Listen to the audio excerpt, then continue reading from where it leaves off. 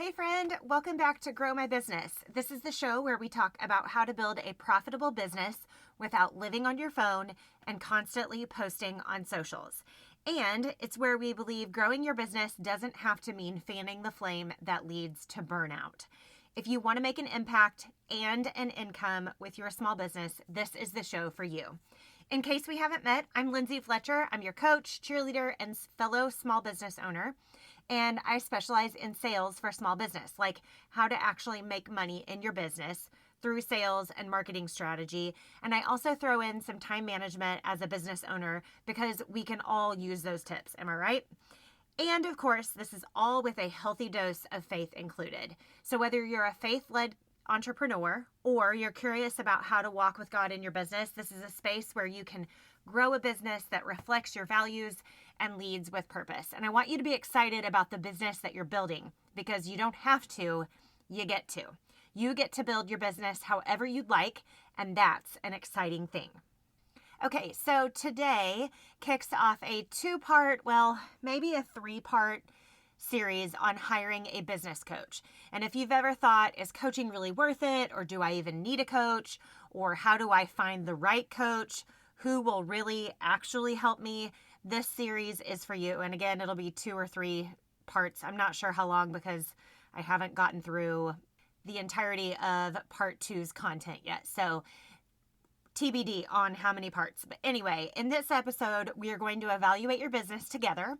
I'll walk you through a checklist to help you pinpoint where you're strong, where you might be struggling, and what might be keeping you stuck. So grab your notebook and a pen and we will reflect together. Okay, let's dig in.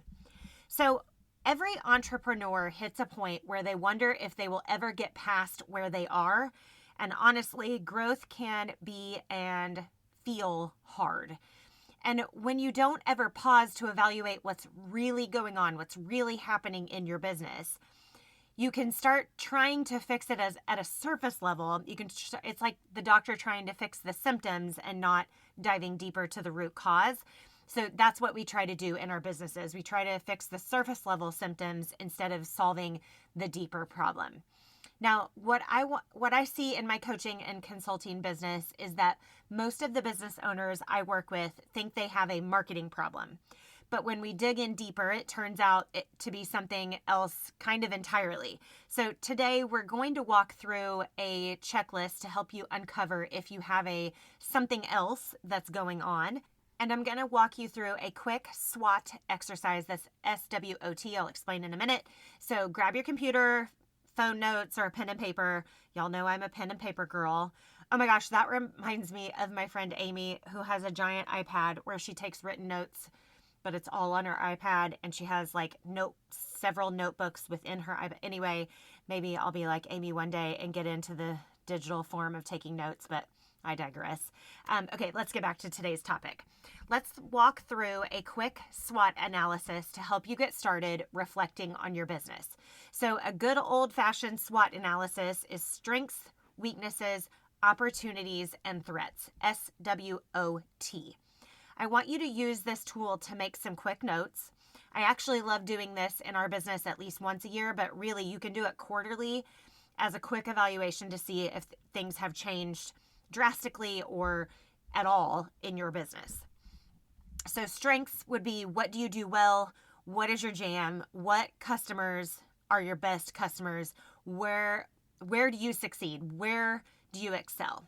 Now, your weaknesses on the flip side will be, where are you struggling? What feels hard in your business? And where are you meeting resistance? Is it with customers? Is it finding the right customers? Is it in your processes? Is there a bottleneck? That sort of thing, okay? And then the O is opportunities. What could help you grow your business faster and more effectively? What are the areas that you could improve in? So where are the areas of opportunity for improvement? And is there a new type of customer that you want to serve? Are there new services or products that could be developed for your current clientele? Okay. And then threats would be what's standing in your way, internally, externally, in the market, with your competition. Where could your business be vulnerable? Okay. So hit pause here and take a second to do a quick SWOT analysis, kind of just off the cuff. If you've never done a SWOT analysis for your business, you can always Google or chat GPT the SWOT analysis for your type of business. So if you're an electrician SWOT analysis would be, what you would Google. So here's where I want you to hit pause, set a 2-minute timer, write down as many things in these categories as you can: strengths, weaknesses, opportunities, and threats. And then we'll be back in just a second. Okay, we are back. Now that you have that quick exercise done, let's talk about some specifics in your business so that you can gain a little more clarity. And I have a quick side note. If you want to go really deep, do a SWOT analysis for each of these categories. That could be really telling.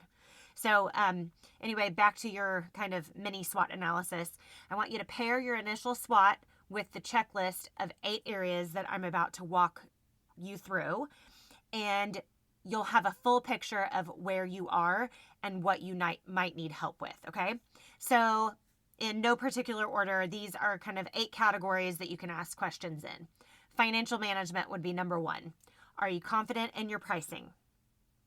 Are you tracking revenue, expenses, and profits? Are you paying yourself consistently?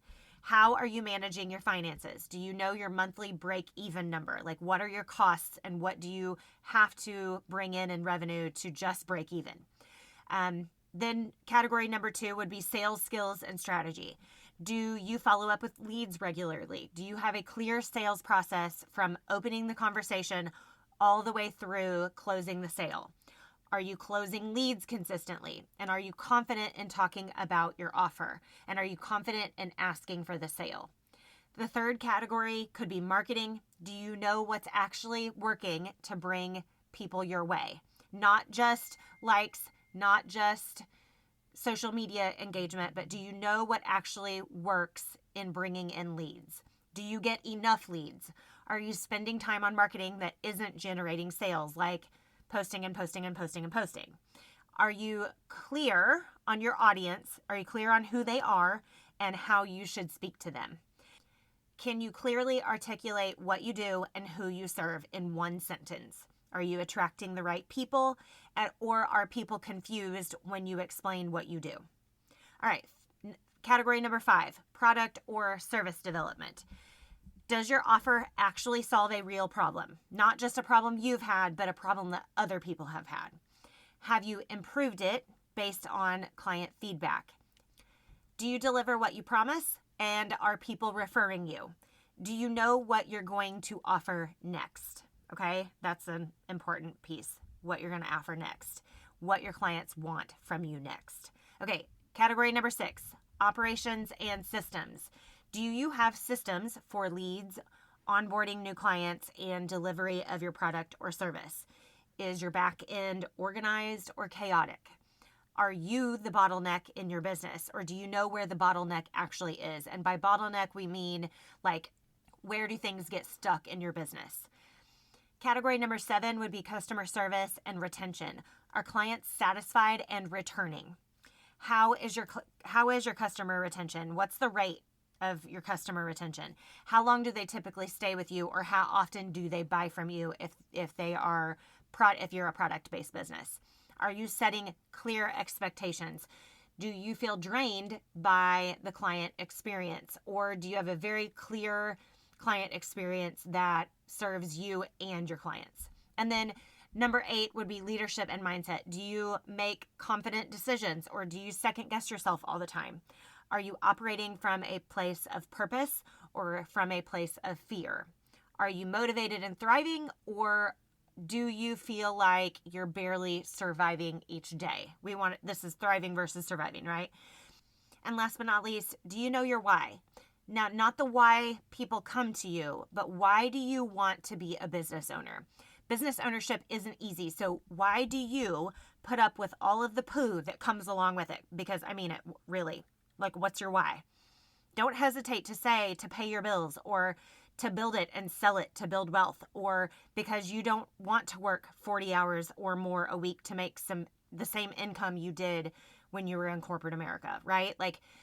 Now, I went through those kind of rapid fire very quickly, so if you need to go back and listen to the 8 different categories And I'm sure if you Googled it or ChatGPT'd it, you could find probably 8 more categories, right? But the point is, evaluate the different areas of your business and figure out if you are getting stuck and if you need some help in those areas, okay?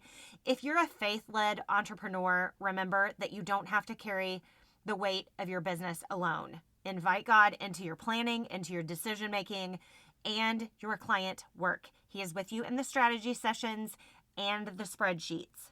Ask him to show you what his SWOT of your business looks like. Ask him to provide resources, connect you with the right customers and the right support system in your business.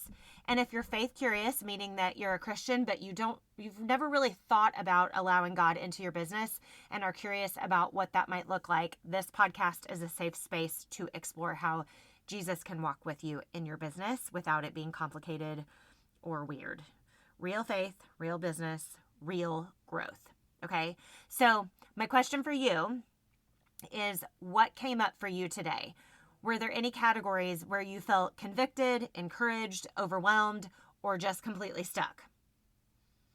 Take a moment to jot down what stood out. That clarity can be very powerful in helping you figure out your next steps.